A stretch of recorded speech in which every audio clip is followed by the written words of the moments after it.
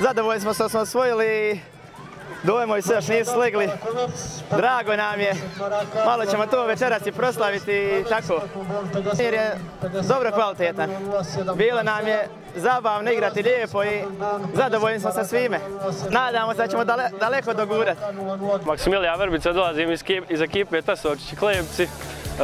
Ove godine smo dominirali čitavim turnirom i mislim da smo zasluženo bili prvi i osvojili ovaj turnir.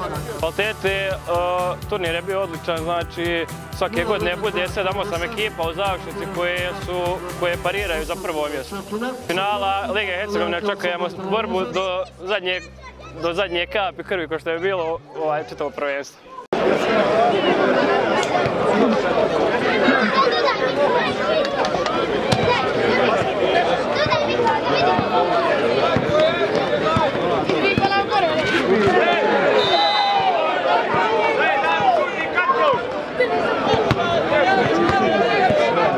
Ja sam Petar Pehar iz Bivolja Brda, golman ekipe Bivolja Brda. Bila odlična utakmica i za gledati, da je bilo napeto, imali smo neko vodstvo 2 razlike, skoro bilo pa sigurno, ali eto, na kraju smo opet doveli do neizvjesnosti utakmicu.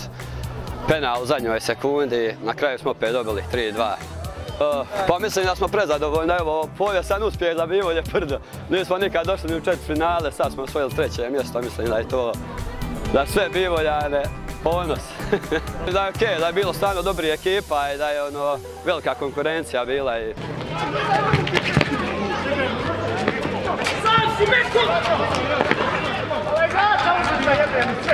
Ja sam Anđelo Šutelo, igrač mjesne zajednice Svitova. Bilo odlično smo igrali, drago nam je što smo osvojili ovo po prvi put i tako.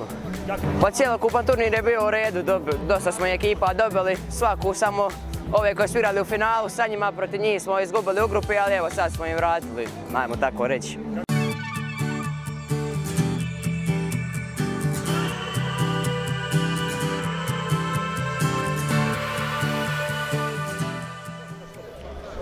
Evo kao što vidite došlo do zadnjeg dana, 19. dana ovogodišnje lige grada Čapljine, koja je po meni prošla izuzetno dobro i korektno.